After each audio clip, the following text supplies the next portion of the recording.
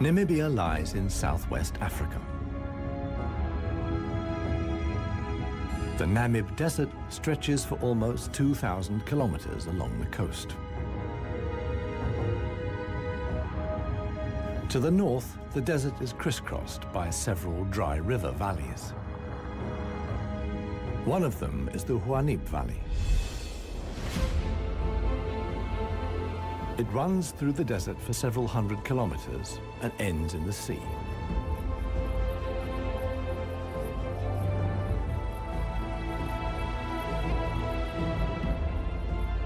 Water flows here once, at most twice a year. Only deep-rooted plants like anna trees can survive here. Only here, within the valley, can mammals exist in the long term. It is the home of the desert elephants.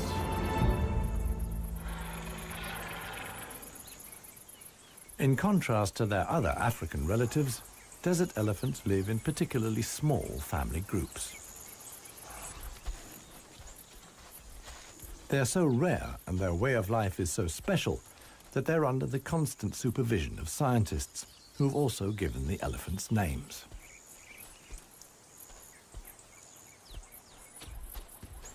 The head of this family is alpha cow Clarissa.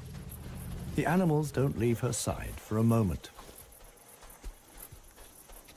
Only Clarissa knows how to survive in this extreme environment. The shoots of the anna tree are now ripe.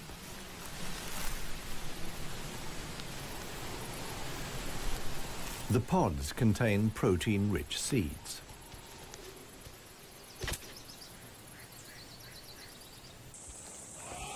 Clarissa has known every one of these trees since her childhood.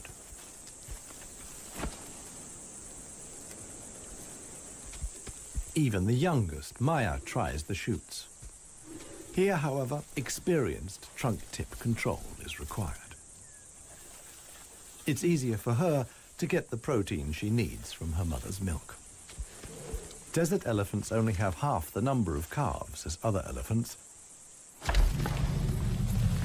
The male animals stay with their mother's family until they reach sexual maturity. With mock fights, they prepare for life without the protection of the females. Adult bull elephants are loners or travel in small groups. Jappy is the most skillful of them.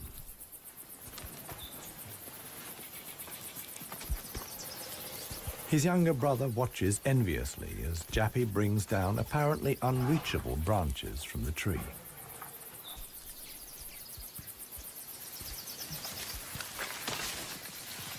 In the valley, Jappy is well known for such tricks. He learned them from his father. Friendship among bull elephants has its limits. Jappy is certainly not willing to share his branch with his younger brother.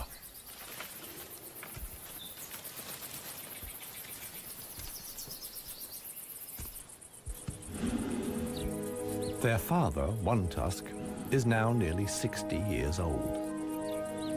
His trademark is the missing right tusk, lost long ago in a hierarchical battle. For years, he was the undisputed king of the Huanib. Now he lives in seclusion. One Tusk's legs are weak. He can no longer keep up. The aging bull is already being watched by a male jackal, which lives in the Huanib Valley with its partner. Jackals mostly hunt smaller animals, but they wouldn't turn their noses up at a dead elephant.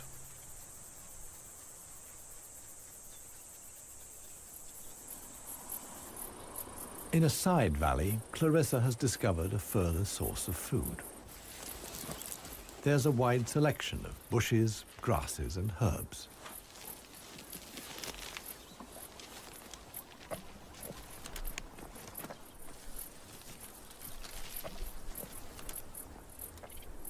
The elephants' climbing skills far surpass those of their savanna-dwelling relatives. This too is a form of adaptation to their special habitat.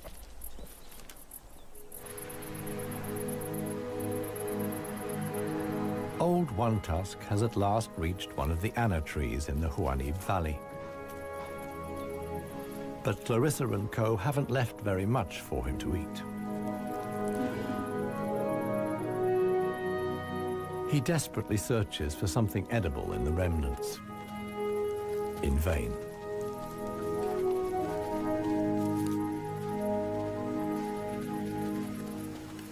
For the inhabitants of the Namib, survival is hard. They're used to going for long periods without water. Many get liquid from their food or know secret sources of water. Regardless of size, every green leaf contains a minimum of liquid worth harvesting.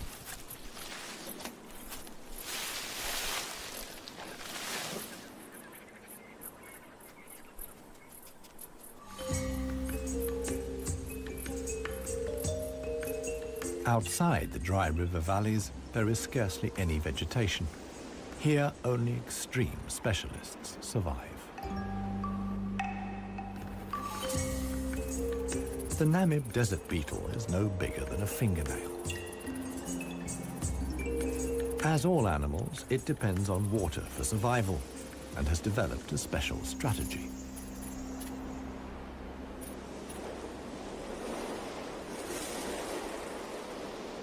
Even the tiniest traces of dampness in the air condense on its carapace.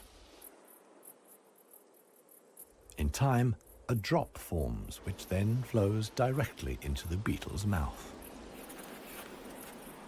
This way of life limits the distribution of desert beetles to those parts of the desert that see fog. But where does the fog come from?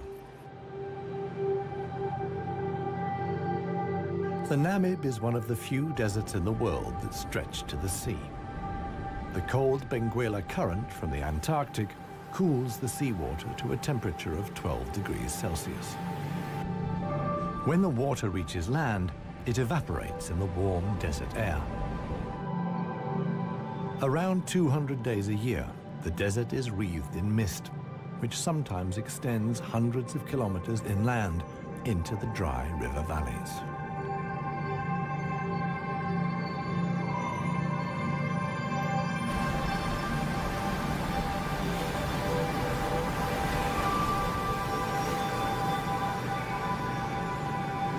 The Benguela current doesn't only bring fog, it's also rich in fish.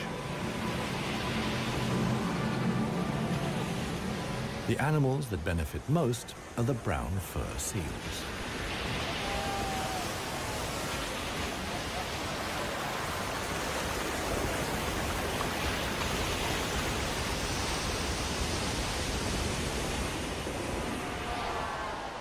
Their colonies are often home to 100,000 animals.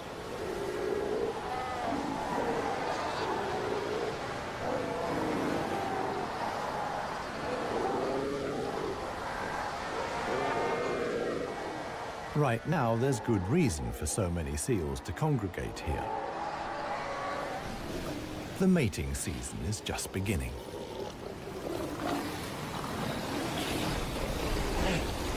Everywhere, bulls are fighting for the right to mate.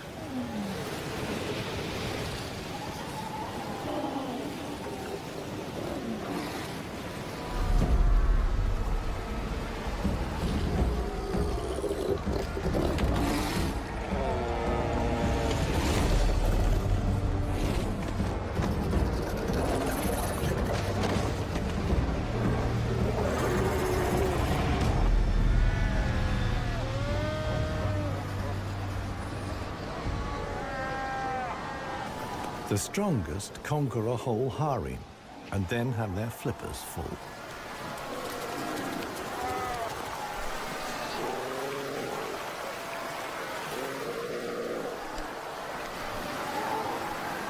After mating, the males disappear into the sea.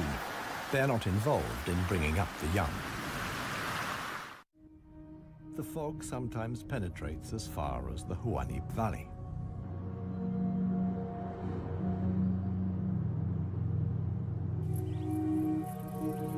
Now, even the biggest animals benefit from the moisture contained in the fog.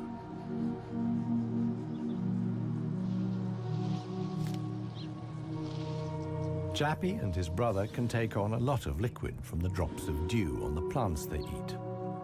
This allows the elephants to go without water for up to 4 days at a time. The pair are still on the move together. This will soon change.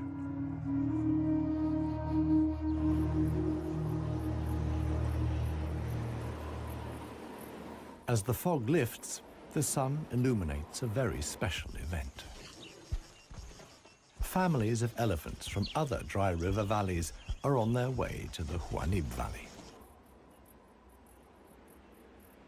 They're following the calls of their relatives, which they pick up via the soles of their feet, as via a stethoscope. More and more elephants join Clarissa's family. Some of the animals haven't seen each other for years and exchange affectionate greetings. Jappy and his brother are also aware of the arrival of the females. When it comes to attracting a cow, in a flash, companions become rivals. Once upon a time, one tusk was also aroused by all the excitement. Today, it no longer has any significance for him. He wouldn't be able to deal with confrontations with other bulls.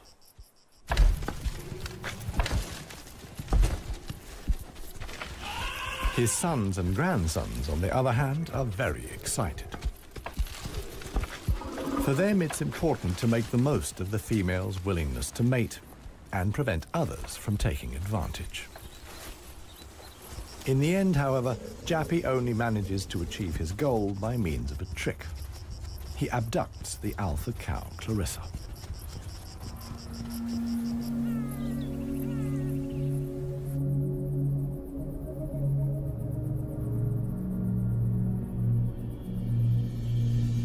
While many of the inhabitants of the valley spend the night hours asleep, this is the time of the real desert dwellers. The Namib sand gecko is only active at night.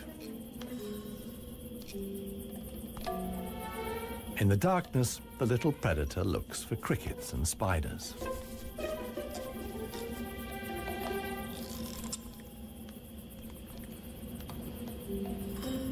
Like a frog's, its toes are webbed. This enables the lizard to seemingly fly across the dunes without sinking into the sand.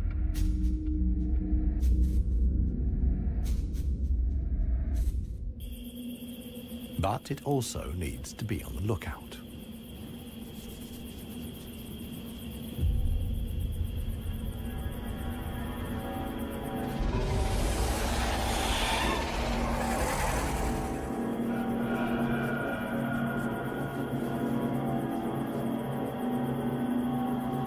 A sidewinding adder. Similar to desert elephants, beetles, and geckos, the snake has a hard life in the Namib.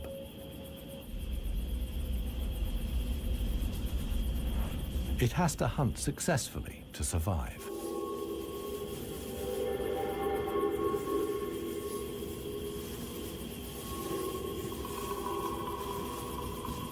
Once it finds a good spot for an ambush, it goes to ground.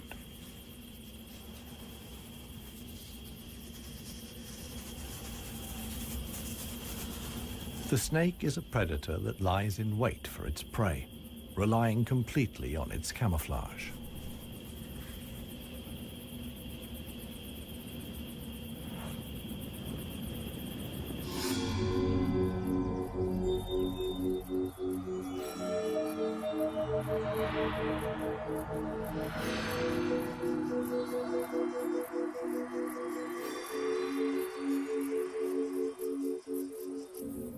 For the sensitive gecko, it's time to go. In the sun, it would quickly dehydrate. Here, too, webbed feet come in handy. The lizard uses its legs as scoops to quickly dig out astonishing underground passages. It can make tunnels 1 meter long into the ground.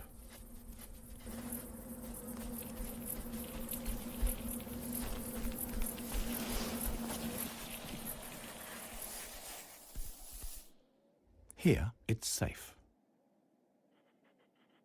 Up at ground level, another gecko isn't in quite such a hurry. With good reason. The fog is coming.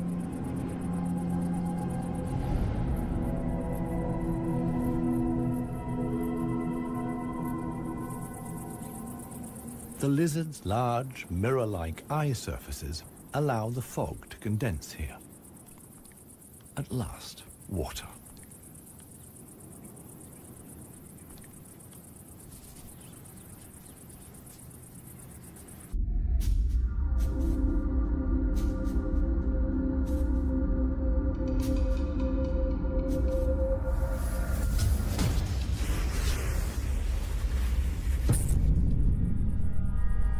The waiting paid off. This morning, the sidewinding adder can have breakfast and get some liquid into the bargain.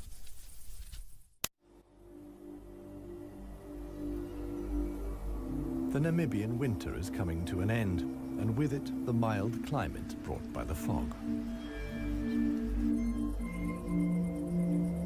Relentless heat descends on the Huanid Valley. 40 degrees Celsius in the shade. This is approaching the limit for even Clarissa's family.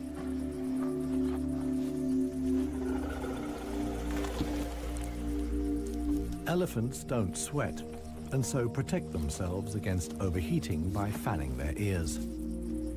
But it seems too hot, even for that.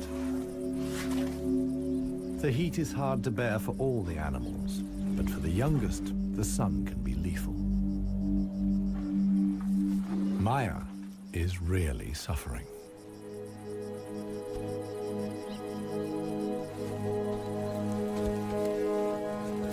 One tusk mobilizes all his efforts for one last attempt at an anna tree.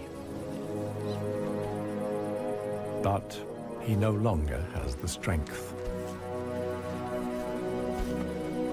Exhausted, he withdraws to the shade. During his long life, his legs have carried him more than 400,000 kilometers. As with most bull elephants, the last few steps he will take alone. Despite the heat, Clarissa can't afford to take a break. She urges her family to move on. Desert elephants have to spend up to 20 hours a day eating 200 kilos of plant material.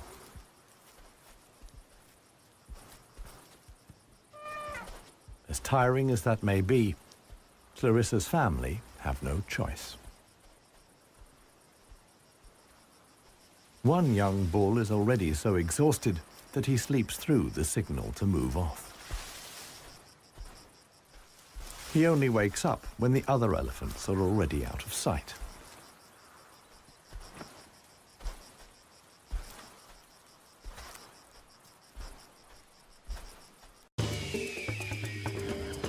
This show was created for you and your family to watch together. Welcome to Nat Geo Wild. It finally dawns on him that he really is all alone. Clarissa and the rest of the family have noticed his absence. The animals try to locate each other via smell using their trunks, which are extraordinarily sensitive.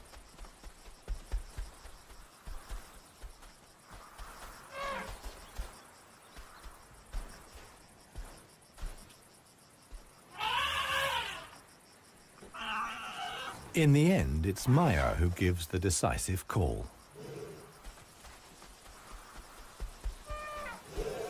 Now the straggler knows which way to go.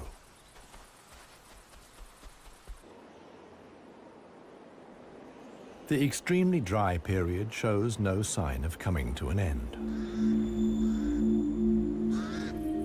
1 week later, the heat and the elephants have combined to decimate the plant life in the Huanim Valley. Vultures take up positions on the trees on the edge of the valley. Their time will come when the other animals can find nothing more to eat.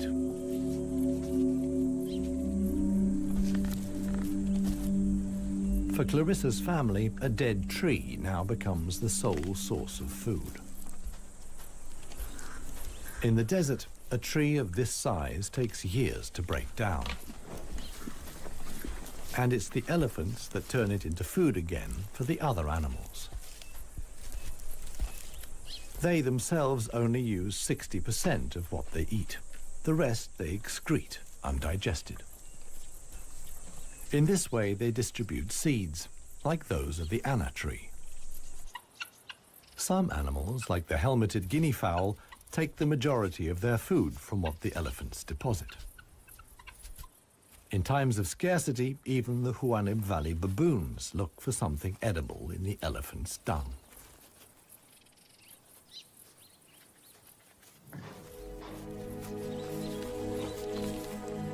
Old One Tusk has one more go at the wood.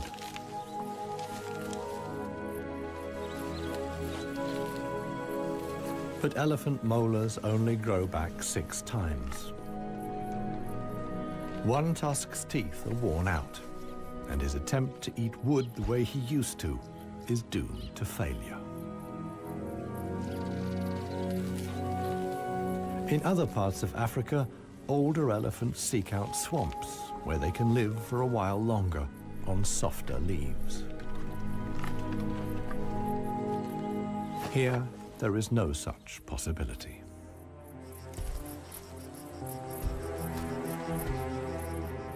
For Clarissa, too, the situation is becoming threatening. She and her family must leave the valley and seek food and water elsewhere. Other families join the trek. Only Clarissa's knowledge of hidden water sources can save them now.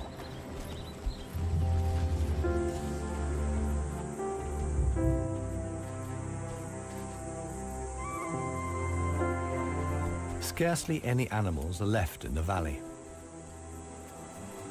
Even the jackals are leaving. In their search for food, they will move along the Huanim Valley until they reach the coast. Only One Tusk is too old and too tired for the trek. The one thing that could save him now is rain that would let soft grass grow. With this slim hope, he remains behind.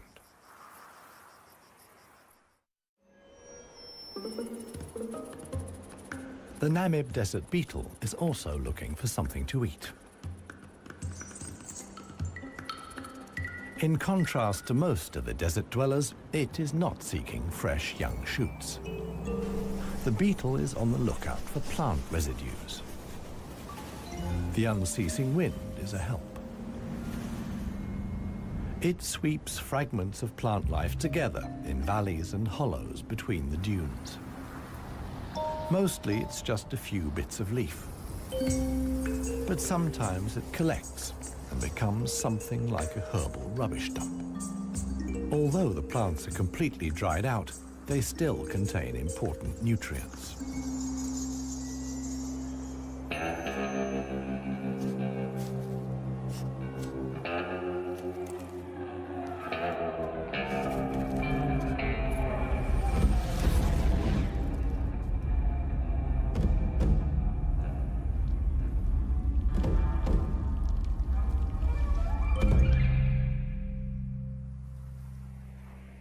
The Namakwa chameleon is one of the most dangerous hunters in the Namib desert. For desert beetles, at any rate. But the beetles don't usually make it quite so easy.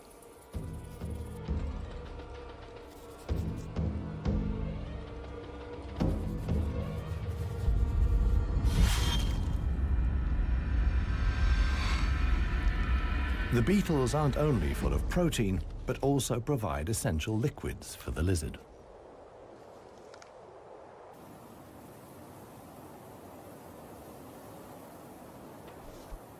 Namaqua chameleons are the biggest reptiles the Namib can support. In contrast to the mammals, they can't undertake long migrations to look for food and water. Similar to the Huanib, a river once flowed here. Along its banks, animals like chameleons penetrated deep into the desert. Hundreds of years ago, the dunes slowly invaded the riverbed and cut off the water supply. This process was so slow, however, that the animals had time to adapt to the new conditions.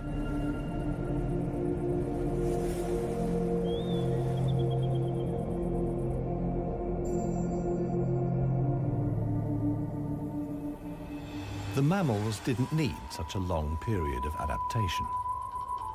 Their ability to migrate over long distances enabled them to conquer the desert much more quickly. The pair of jackals will soon reach the coast.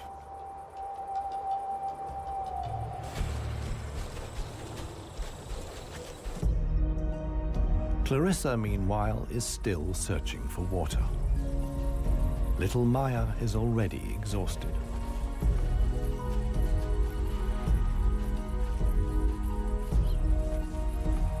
The group has to keep stopping. The animals are reaching the limits of their strength. Clarissa can produce less and less milk for her daughter. Suddenly, a commotion as Maya sinks to her knees. But Clarissa urges her offspring onwards. It is their only chance.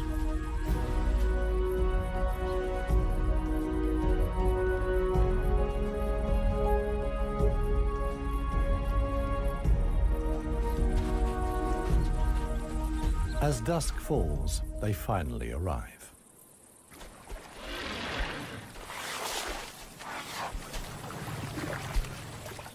Thanks to Clarissa's knowledge, there's something to drink at last. Adult elephants can get by on 100 liters of water a day.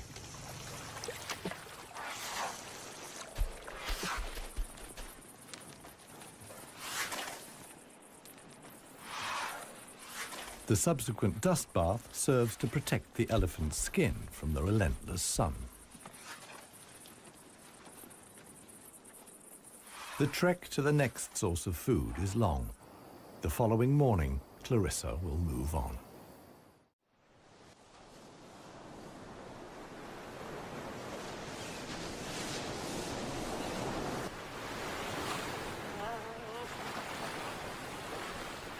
The jackals have finally reached the sea and move southwards along the coast.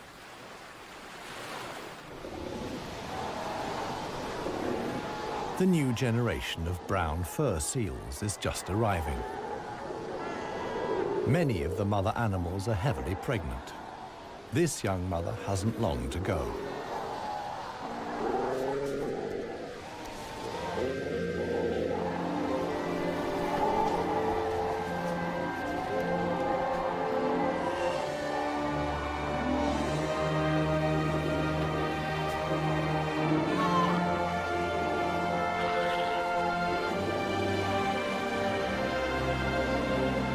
The mother at once welcomes her offspring into the world.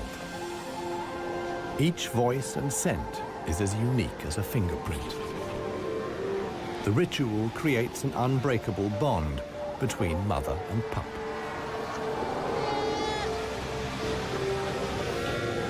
Directly after the birth, the pup has to be suckled.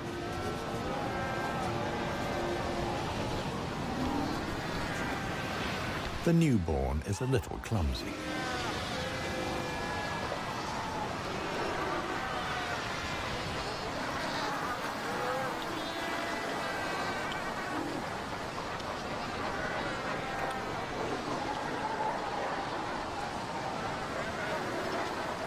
The young mother is not alone. Tens of thousands of other females have also given birth. Space is at a premium in the colony, a risky situation for the babies.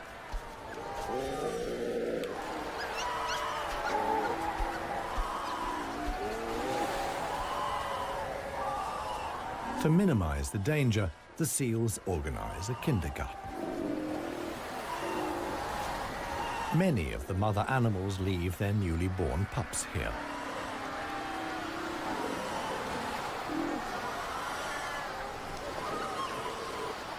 The nursery not only offers the young pups protection, but also makes it easier to find them later.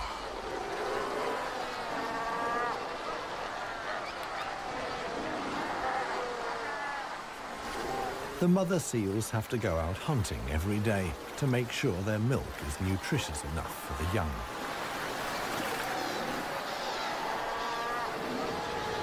But when choosing the location of the kindergarten, they forgot about the tide.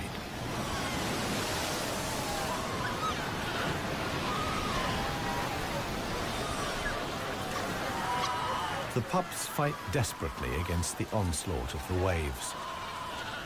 The baby is washed out to sea, along with the other newborn seals.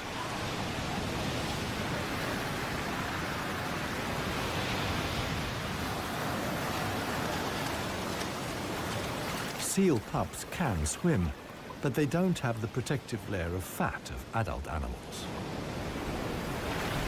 The pup fights for survival. Another is slowly but surely losing the battle. Within a few minutes, the pups are so exhausted that they can no longer keep their heads above water and drown.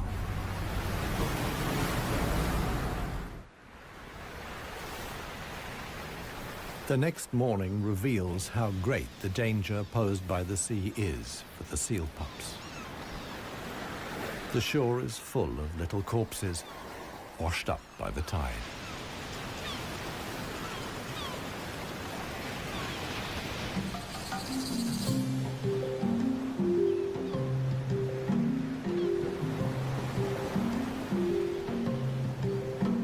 The jackals from the Huanib. The pair have traveled hundreds of kilometers from the arid valley.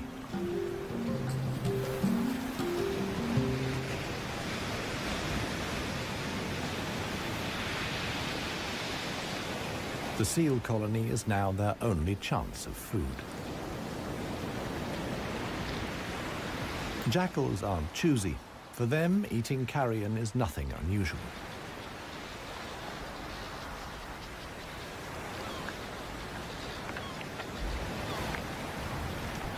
They'll be spending the coming weeks at the seal colony.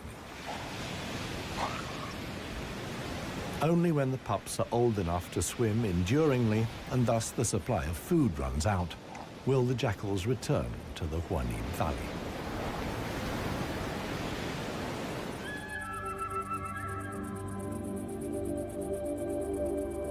It's not only the jackals that undertake such long treks. The other inhabitants of the Huanib have a long way to go.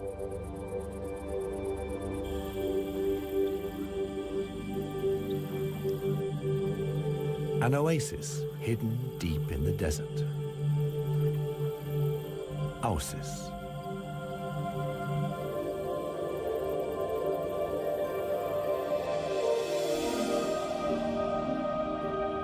It lies like an emerald in the middle of the desert.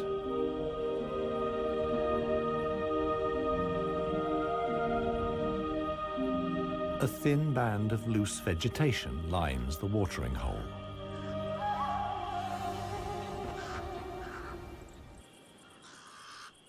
The pied crows are getting worked up about something.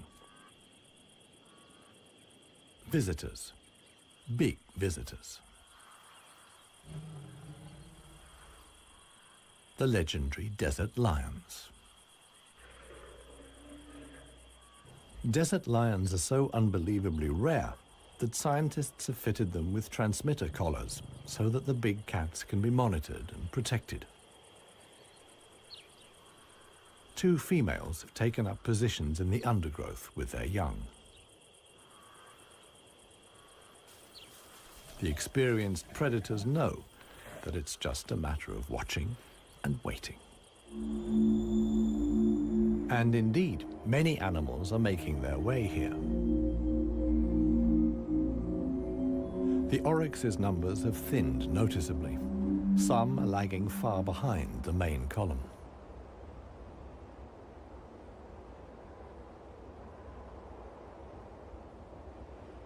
After more than 10 days' trek, the first animals finally reach the source. Cautiously, they approach the steep bank. They're in danger of sinking into the soft ground.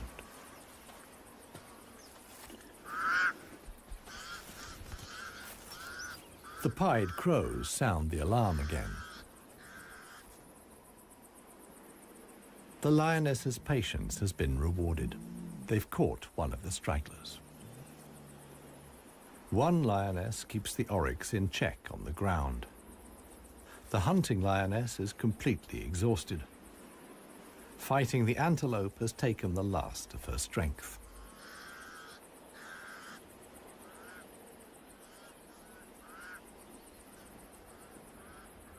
She drags herself back to the bushes to get her cubs.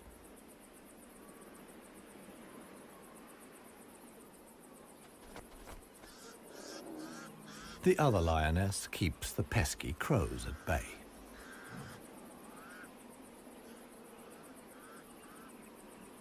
Luckily for the huntress, the cubs quickly grasp the situation.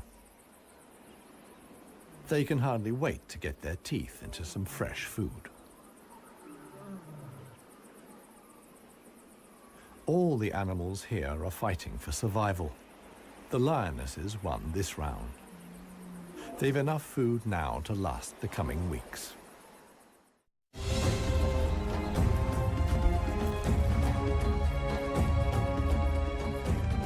Clarissa and her family have finally reached the neighboring Dry River Valley.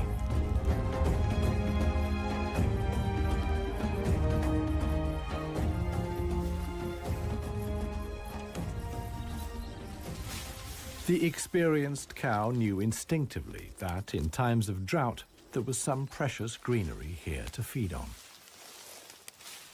The exhausted animals can at last fill their stomachs again.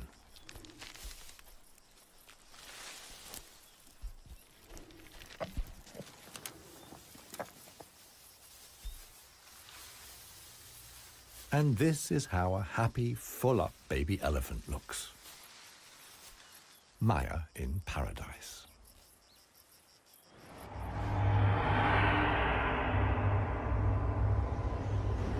A strong wind blows in from the coast, and sandstorms form in the hinterland.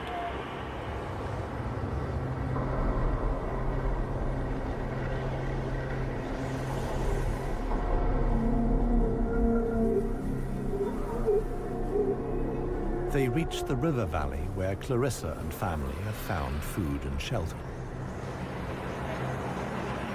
Sandstorms like these are the harbingers of heavy rain. Experienced elephant cows like Clarissa know what that means. As soon as it rains, the dry river valleys will be turned into raging torrents that wash away anything in their path. Imminent danger for the family of elephants. Time to move on again. Now the safest place to be is outside the valleys. How right Clarissa was can be seen the following day. Water in the dry river valley. Only every 10 years or so is the rain strong enough for the flood wave to reach the sea.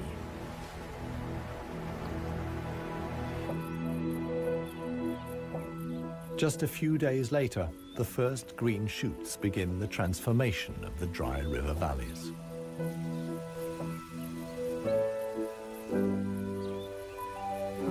The Huanib Valley, too, is bursting with new life as the first exiles return.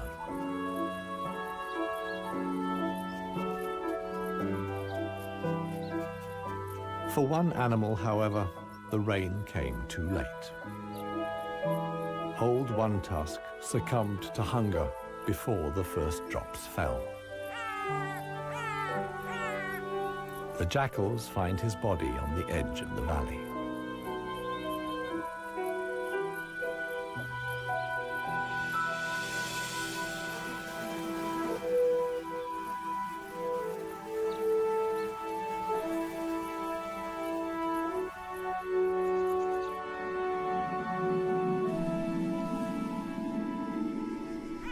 The jackals don't approach the body until evening. And thus, the circle of life is complete. The next morning, long unheard calls echo through the valley.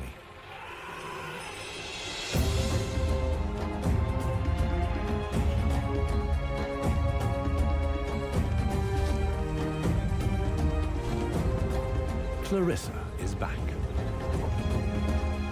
Her family survived the floods unscathed.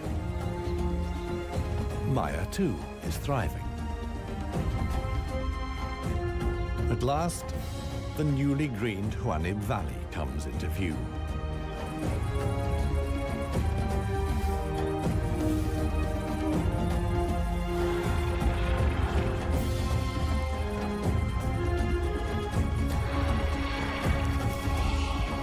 Clarissa's family is home again.